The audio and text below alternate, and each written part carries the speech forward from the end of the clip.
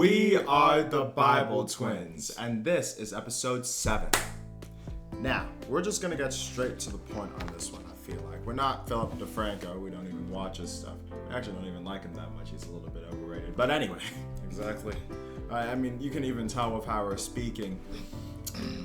Last episode was a pretty foundational one. This was actually one of the first things we thought of, concepts, as we explained, that would really showcase the power of this channel. We talked about how we got the Bible. And, well, honestly, it was already definitely brought up a lot, but this honestly should have just been attached to it, like some sort of DLC for a video game, right? The Dead Sea Scrolls. The DSD, right? You know, the DLC, DSD. What? That works. Because, I mean, yeah, as he mentioned, well, great job on spoiling the title of this whole thing. Like, fantastic. Oh. I mean, listen, even people that don't know how the Bible was created know about these. That's they do. the level of what we're going on today. We're going to tell a little bit of a story, so you can sit back, relax. You won't need your notebook this time necessarily if you still want to jot some stuff down, you know. But man, oh man, honestly, we encourage you to go and just look up this stuff on your own and get lost in the amazing little things you'll find. So many of them. But Bible history is awesome. And we're talking about the history of, like, the Bible in modern times. Here we go. The Dead Sea Scrolls. What are the Dead Sea Scrolls? The scrolls, the people who wrote them are dead. I think that they were found in the sea. The Dead Sea Scrolls are a collection of 931 documents discovered over half a century ago in a region of the Judean desert, in what is today called the West Bank. These scrolls date from different periods, as early as 300 BC to AD 40, and were hidden in caves along the edge of the Dead Sea. The discovery of the Dead Sea Scrolls is the greatest literary and archaeological discovery of our time. The scrolls are not the original documents that make up the Hebrew Bible, the Old Testament, but they are the oldest copies of those documents that we have today.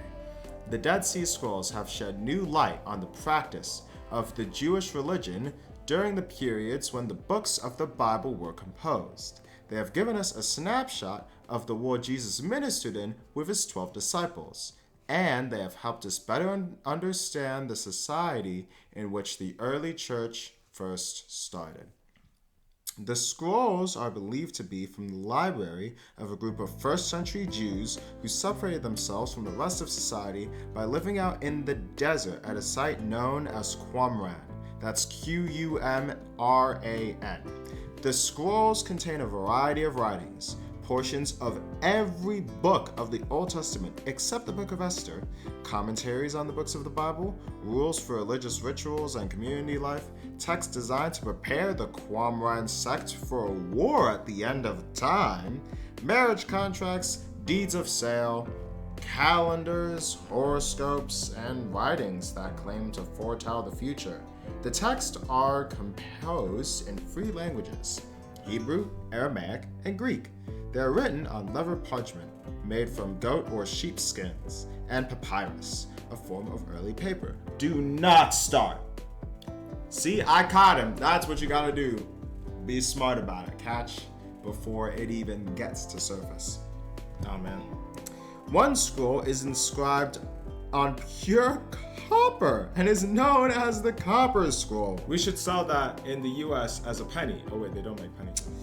It appears to be a treasure map detailing directions to 66 places through the Judean desert where immense amounts of gold, silver, and other precious items were hidden. Due to the secretive and mysterious way the texts were written and the loss of identifying physical features in the region today, all attempts to locate the treasure have thus far proven unsuccessful. How were the scrolls discovered?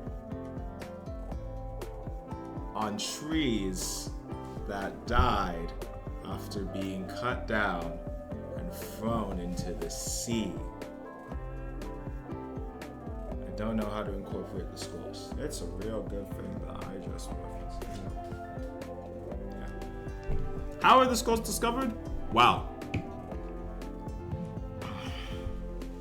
In 1946, shepherds of the Ta'amire Bedouin tribe. I help him out here. So that's TA'Amirebedouin. Tribe settled in a desert area between Bethlehem and the Dead Sea, where they tended their flocks and herds. According to local hearsay, a teenager by the name of Muhammad Ed-Dib, Muhammad the Wolf. That's after Muhammad, EDH-DHIB.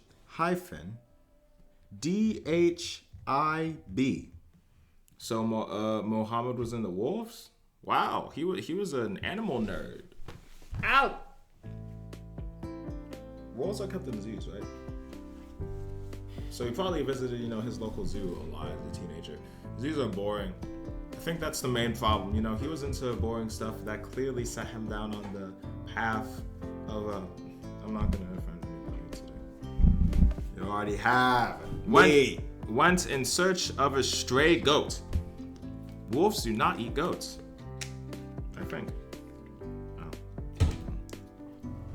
Believing it to have wandered into one of the caves that honeycombed the limestone cliffs, he threw a rock into the cave to scare it out. Instead of hearing the bleat of a goat, wow, you're gonna kill a goat? He heard the sound of breaking pottery.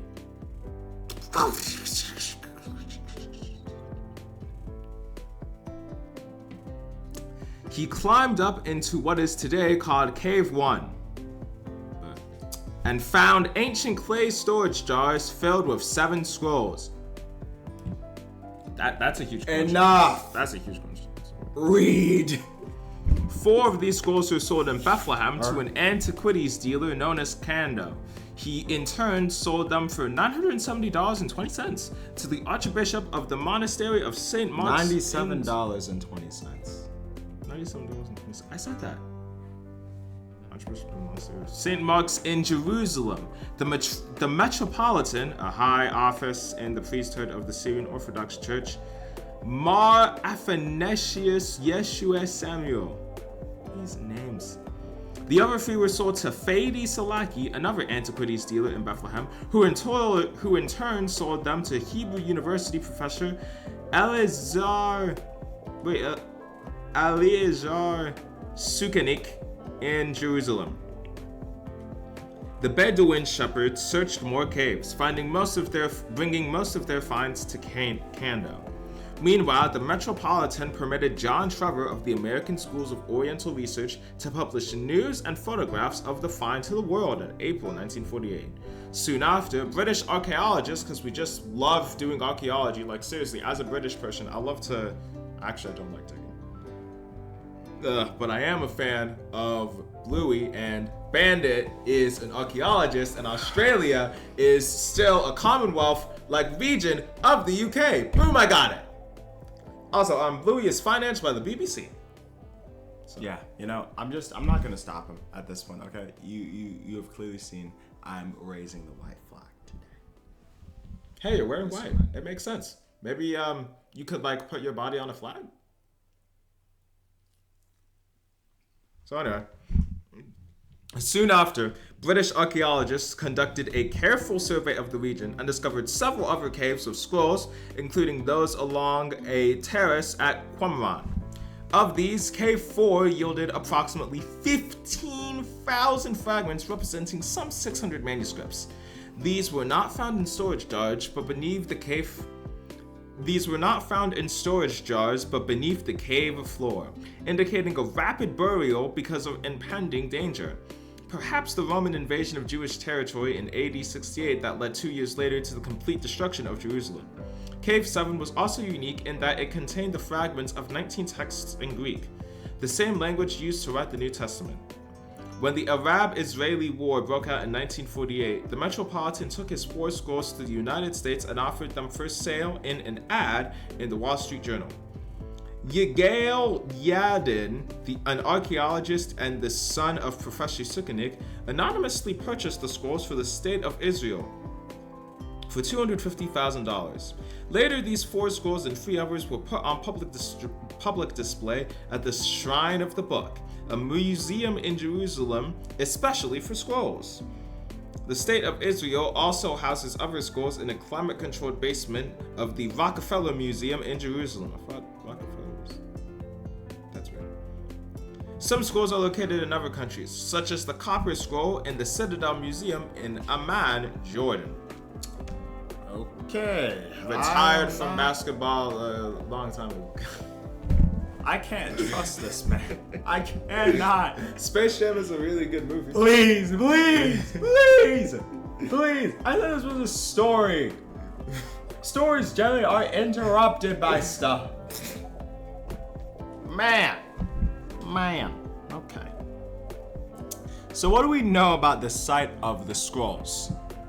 Many of the scrolls were found in caves 4 to 10 along the terrace known as Qumran, where archaeologists were quick to notice ancient ruins of buildings. Because the caves would have only been accessible via the Qumran Plateau, archaeologists began to investigate a connection between the scrolls and the site. Archaeologist Roland Devaux, it's Devaux,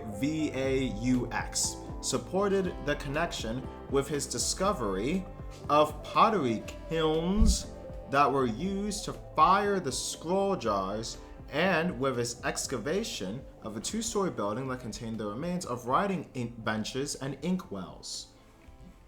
Roland Devaux in the 1950s, Yitzhak Magen in the 1990s, and Randall Price, as recently as 2005, have uncovered deposits of animal bones overlaid with sherds, broken pottery. The Dead Sea Scrolls speak of ritual meals, and several scholars contend that the animal bone deposits that were found buried in a ritual manner are the remains of these ritual meals. Some scholars believe that the site of Qumran may have been originally the biblical city of Salt, mentioned in a list of cities in this region in Joshua 15:61 and 62. Scholars have suggested the following timeline for the historical development of the Qumran site. This is what a decent amount believe. If you personally have any objections to it, though, this is considering if you've done your research, then, well, feel free to also talk about what you might believe. Of course, let your claims be legitimate, though. There appears to have been 2 main phases. One beginning in the time of the Jewish king Alexander Jannaeus, Jannaeus, 134 to 104 BC, and continuing until destruction of buildings in the settlement in 31 BC, and a final phase in the late Second Temple period, 4 to 1 BC, until the destruction of the site in AD 68 by the Roman army's response to the First Jewish Revolt of 66 to 73. Thereafter, for a short time, the site was turned into a Roman garrison. Wow, good job. You made it through. I was merciful on you. I didn't. What do you mean merciful? I read my stuff, and the viewers, they learn from me. They actually get to focus. I want easy on you. They're locked in. Meanwhile, you're wagging your finger like you're Sonic the Hedgehog. So anyway, what do the scrolls tell us about the Old Testament? Wait, so it's like, is it mostly the New Testament? Is that it?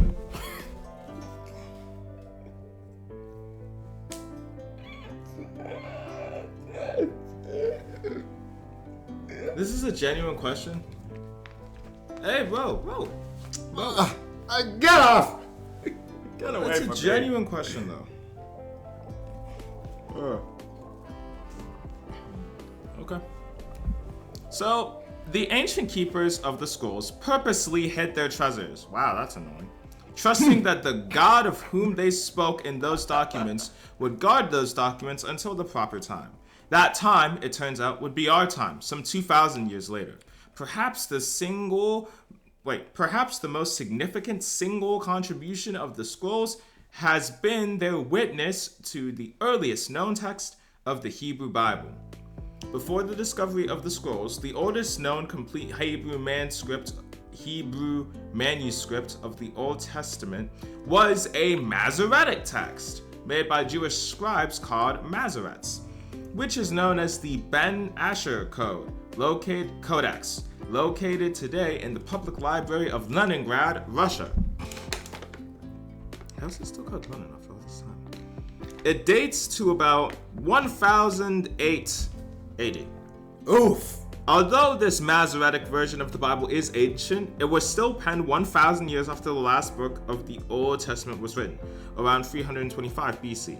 But because it was the oldest existing Hebrew manuscript, the Ben Asher Codex served as the basis for the scholarly standard edition of the Hebrew Bible, Kittel's Biblia Hebraica, as well as Christian translations of the Old Testament, such as the King James Version. Did you know there's a whole group of people who are KJV only as a Wikipedia page? It's an actual movement in Christianity. It's only the KJV is the only Bible version. No translation. I'm serious about this. If you're one of those people and you watch us do our stuff, have you gotten used to the way that it speaks yet? Have you adopted it into your daily life? Just asking, just curious. I give you the slogan of the Westboro Baptist Church. Repent or perish. Yo, that's extreme! Yo, it's okay, don't worry. That's really far. They're not even a real church, you know.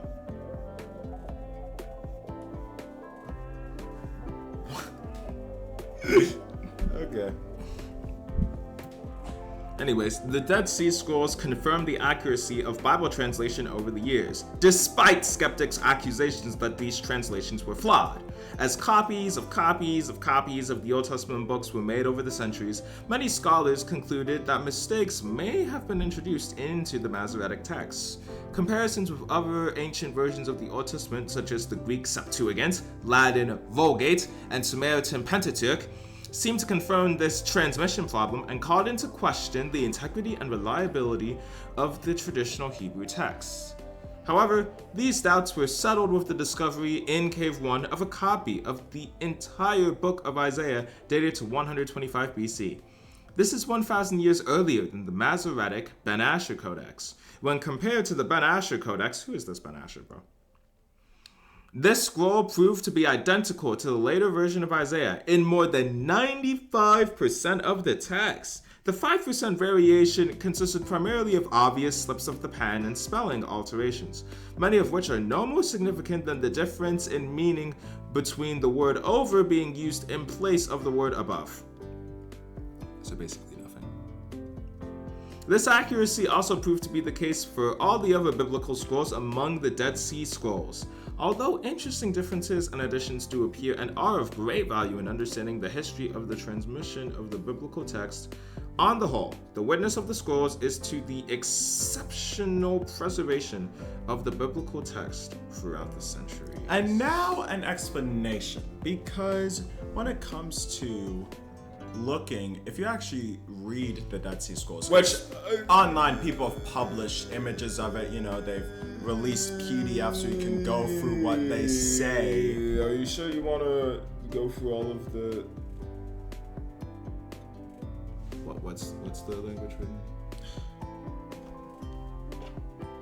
You might come across stuff like this. You sure you want to go through all of the funky looking hieroglyphics? Well, we have a guide for that. 4Q521 2:6. Let me say that again. 4Q521 space 2:6. Alright, let me explain that. So 4 is the number of the cave in which the document was found. So this was found in cave 4. Q is Qumran.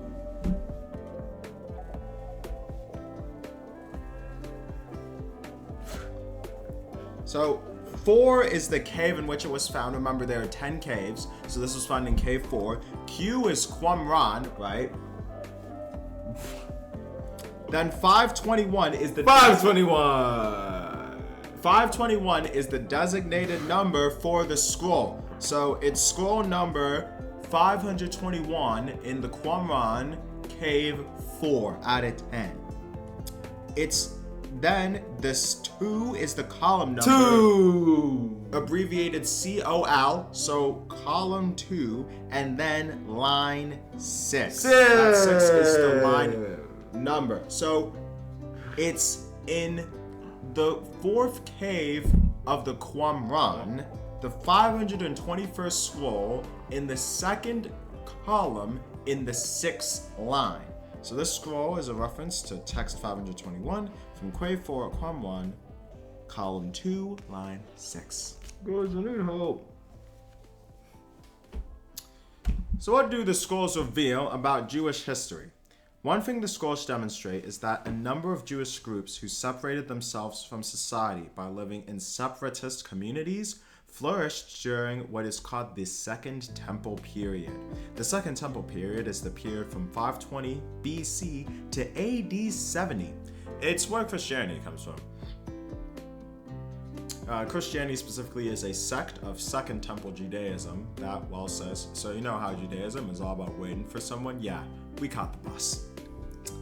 It is called the Second Temple because in 520 BC, the Jews were allowed to rebuild Solomon's temple, which had been destroyed by King Nebuchadnezzar. This Second Temple stood until it was destroyed by the Romans in AD 70.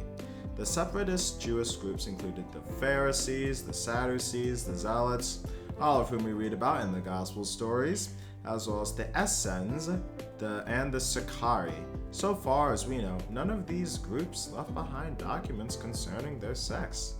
The exception would be the authors and collectors of the Dead Sea Scrolls. Some believe the Essenes produced and collected the scrolls. Whether or not scrolls belong to the Essenes, the texts provide historians with original writings on the beliefs and practices of other sects of this period with which the Qumran Jews interacted. We need to say sect and sects better.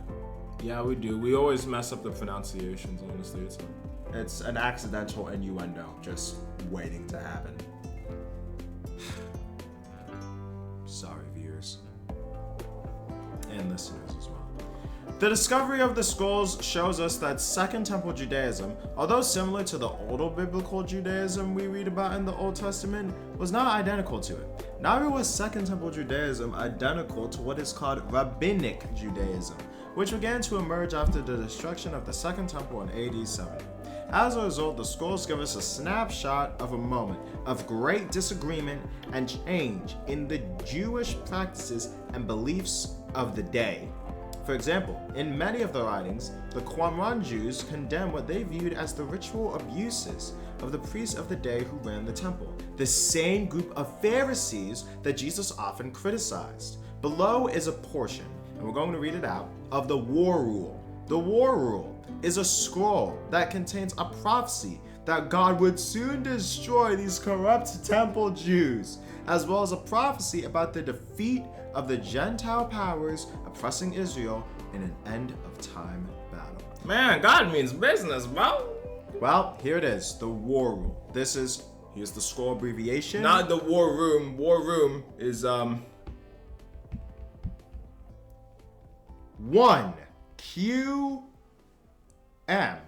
1 5 to 8. So basically, I'm not going to try and explain it again. Think about it as just a really, really complicated way to do a Bible verse, right? Cave 1, Qumran, it's text 1, and then column 5, line 8. Hey. Then there shall be a time of salvation for the people of God, and a time of dominion for all men of his forces, and the eternal annihilation for all the forces of Belial. Then there shall be great panic among the sons of Japheth. Assyria shall fall with no one to come to his aid, and the supremacy of the Kittim shall cease, that wickedness be overcome without a remnant. There shall be no survivors of all the sons of darkness. Then The suns of righteousness shall shine to all ends of the world, continuing to shine forth until the end of the appointed seasons of darkness. This is how serious the writers for Sonic Forces think their game is. Okay, yes, it is. Okay. Yeah, see. No insult to those of you who like Sonic Forces, though. I'm not trying. What do the scrolls reveal about early Christianity? Well, the scrolls opened a window into the time surrounding the climactic events leading up to the birth of the early church. No Back to the Future, it's not time travel. A period that witnessed the development of an end times movement in Judaism, the birth and ministry of Jesus, the destruction of Jewish independence, the rise of Christianity, and the formation of Rabbinic Judaism. More particularly, the messianic emphasis that the long-awaited Messiah of Israel would soon come with power, and prophetic orientation found in many of the scrolls provide insight into the religious viewpoint expressed in the New Testament and early Christianity. When considering the history and religious controversy depicted in the scrolls, no cancel culture, it's not like, oh, apology on Twitter. No, this is literally people getting burned at the stake kind of controversy. It reaffirms the Jewishness of Jesus. That's... Dude, the Jewishness of Jesus? Oh my god, What? no way!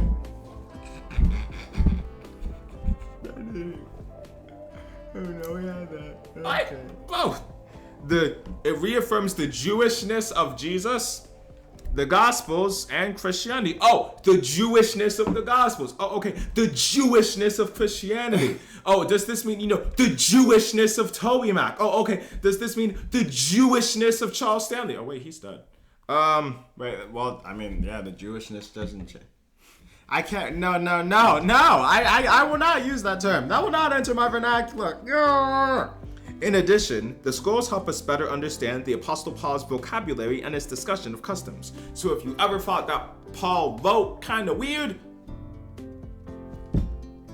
the scrolls also provide help in resolving questions related to Christian interpretation of the Old Testament. So this is for people who don't like to care about the Old Testament because it's like, oh, God was like this kind of or whatever, what reasons, I don't know.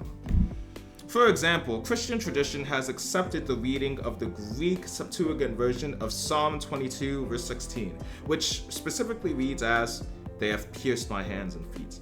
This reading appeared to justify a messianic interpretation, where this statement was a prophecy of Christ's crucifixion.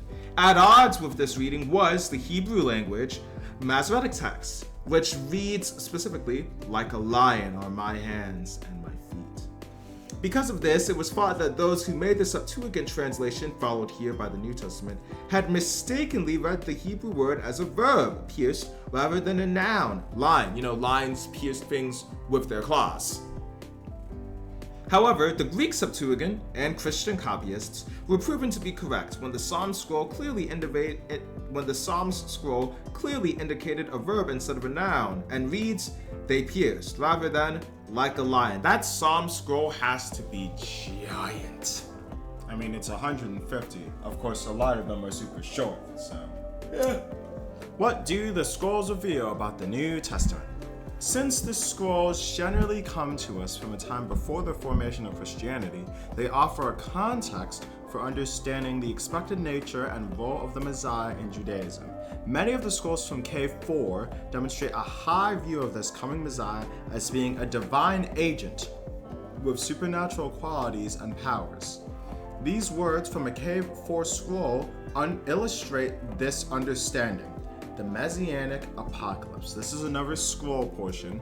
Scroll abbreviation 4Q 521 2 6 to 13.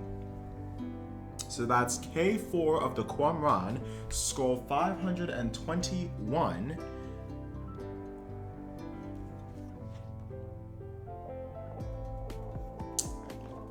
Column 2, lines 6 to 13. So it's literally a chapter and then verses. Wow, sorry. This is really confusing, man. No, I'm saying it's clicking for me. When you use it enough, it does kind of become like the Bible. Just Yeah, it does. book, chapter, and verse. Yeah, it does. It clicked for me.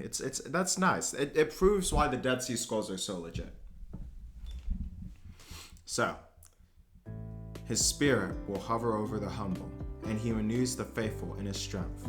For he will glorify the pious with the throne of his eternal kingdom, free the captives, open the eyes of the blind, raise up those oppressed.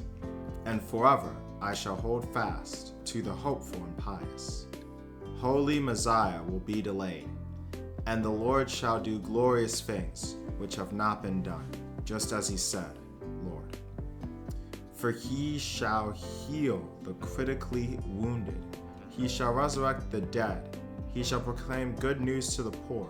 He shall lead the holy ones, and the hungry he shall enrich. If you notice, actually, there are a lot of pauses of which it was just kind of broke and then went to something new. That's just, from the scrolls. They're damaged. They've got some stuff missing. In fact, a lot of what we're reading out to you all is in brackets because, well, it's partially difficult to deal with the fact that there are missing letters and words. But all of that, again, it just proves that, it's not something people made up back in the day. These are real documents that have really stood the test of time, even if they're in a state like this. Hey, I'll take it over something like Homer. Ugh, that guy. Fraud. Just saying. Not really in terms of what he wrote. Oh, boy. Scholarship there is a nightmare. The scrolls also explain the sense of prophetic purpose of the Qumran sect in the Judean desert in terms of Isaiah's statement, a voice is crying, prepare a way for the Lord in the wilderness, Isaiah 43. The same expression of purpose given by John the Baptist in the Gospels. The scrolls also contain Beatitudes 4Q525, similar to those of Jesus' sermon on the Mount, Matthew 5:3-12, and on the plain, Luke 6:20-23. That's a bit shorter. Use vocabulary unique to the New Testament, sons of light, works of righteousness, Belial, and have similar political and social views on such subjects as predestination, the temple, divorce, and prophetic events climaxing in a messianic age.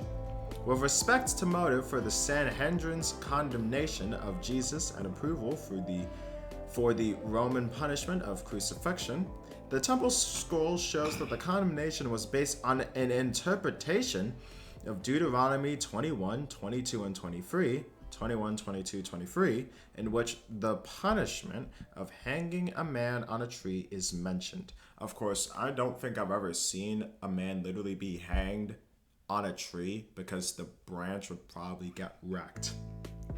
The Temple Scroll states that this was the prescribed punishment for sedition, betraying the Jewish nation.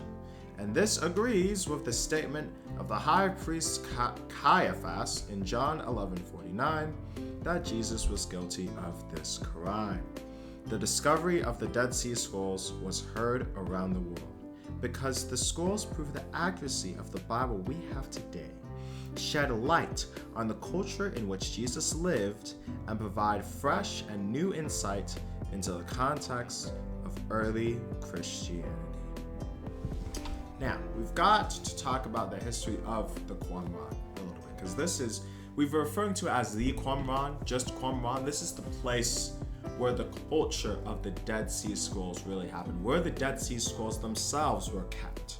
So it's only fair if we go over it a little bit. You could say this is the Dead Sea to the scrolls. Yes, you could say it's the Dead Sea to the scrolls. So, first period is the Israelite period. This was from the 7th to 8th centuries BC. The main development of building projects, they focused on an enclosure wall and a round cistern. I have no idea what those two things are. They sound pretty boring though. Maybe get to the Burj Khalifa in terms of architecture, and then you can talk to me. Okay. Period 1A. This was from circa 134 to 104 BC. This time they focused on 2 rectangular cisterns and an inlet channel. This is really boring. I could fall asleep right now. Yes, we get it. We get it. You know what? Go to sleep. Go to sleep. Just put it down. Yeah, there we go. All right, come back up. I'm not gonna. I would rather have it so that you get like, you know how people in the hospital get shots that make them go to sleep. Yeah. So they can do like surgery on them. What? I would rather have that someone does that to you rather than do that. No. No. But that's how you sound when you snore. Just kidding. I never. I don't know how. In fact, you know something. My dad snores. My mom snores. My sister snores. Hello, Joshua, Juliana, and Deborah. It's been a long time since I said that. This man snores. I don't snore. What? Yes, he does sometimes. I've heard him, but I never snore. Yeah, that's actually true. He's the only one out of us that doesn't snore. Period 1B. From 103 to 31 BC. We got a tower, just a tower, more cisterns, a western block, and the use of a south plateau. Now they're doing farming, it seems. Now there was an interruption in the occupation. This was from 31 to 4 BC. Actually, just about Jesus' birth date. Most people agree it was. I hear a lot of 6, I hear some 3s, but it seems the most commonly agreed on one is 4 BC. Basically, buildings were destroyed by fire, no anime kai. Allegedly as the result of an earthquake reported to have occurred in 31 BC by Joseph Flavius, War 1, 270 to 72, Antiquities 15, 122, 21 to 22. Those are other ancient texts. Yeah. Period 2. This was 4 BC to AD 68. Basically, this time around, they were focusing on building repairs to IB structures, period 1B structures, as well as 2 reservoirs and the use of a south plateau. Do you guys play Minecraft? Your favorite tool must be the hoe, H-O-E, hoe. Huh? Because, plateau. People like, plateau, like, used for farming, right? Because plateaus are flat lands. And it's like... Now, after that, though, there was the destruction of the Jewish settlement, AD 68 by the Roman army. And then we get to period 3. It's really interesting to think about, man, Paul really forgave the Romans quickly. He allowed them to have a special place in the Bible and, the highest quality book, too. Okay. So that was after 68. This time around, we were focusing on building the use of a part of a main block, the cistern, the southeast cistern, and the water channel. Architecture was really lame back in those days, man. That's. And you know what? Just so that you hear it again, or hear more, okay, let's wrap this up. Events at Qumran contrasted with people and events in Israel. Here we go. So, 700 BC, not much. 600 BC, stuff begins to happen. Between 600 and 500 BC, you've got the beginning of the return of exiles to Jerusalem. You've got the second temple being built and dedicated. You've got Joshua serving as a Zadokite high priest, Haggai 1:1, and Esther becoming queen. Finally, between 500 BC and 400 BC, not that much happened. Between 400 BC and 300 BC, some stuff happened, and we're going to talk about it, because we can talk about it. There was Nehemiah completing his walls of Jerusalem. There was Alexander the Great conquering Israel. There was Ptolemy, Ptolemy, maybe it's like silent, so Ptolemy the Fourth, attempts to enter the temple. He didn't get very far. Around 200 BC, we have 2 other major events. There was Simon II anointed the high priest, and then the Qumran sect in Damascus around this time. Alright, now 150 BC. This is where we get down to business. There was Antiochus IV desecrating the temple. The Maccabean revolt began. And then there was the death of Judas Maccabeus, leader of the revolt. Not the Judas in the Jesus story. Did not end well, huh? There was the founding of the Qumran settlement near the Dead Sea at an early date. There was the period 1A founding of settlement, the time of John Hyrcanus at a late date. Man, even a lot of Old this history I names myself don't are know. an anomaly. Simon was anointed the high priest. Jews ruled over themselves for 79 years. Jerusalem was besieged, though, by Antiochus VII, Sidetes of Syria. Now we move into about 125 BC. John Hyrcanus Hyrule destroyed the Samaritan temple on Mount Gerizim, forces the Judaization of Idumea. Then there was Alexander Jannaeus. A huge stretch into 100 BC for like a solid nearly 25 years.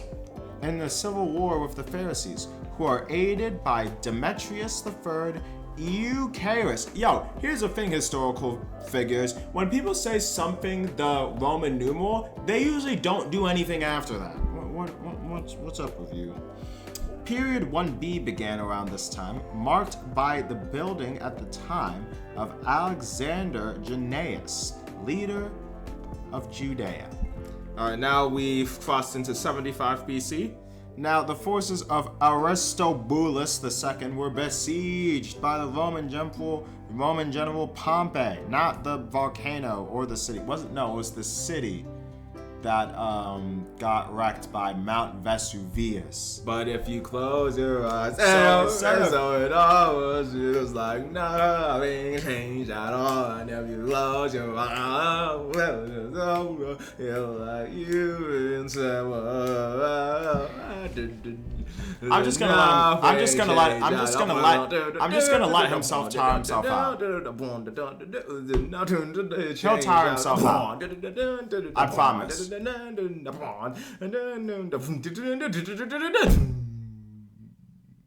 Anybody who grew up with Need for Speed rivals like we did will understand. Pompey, not Pompei, it's Pompey.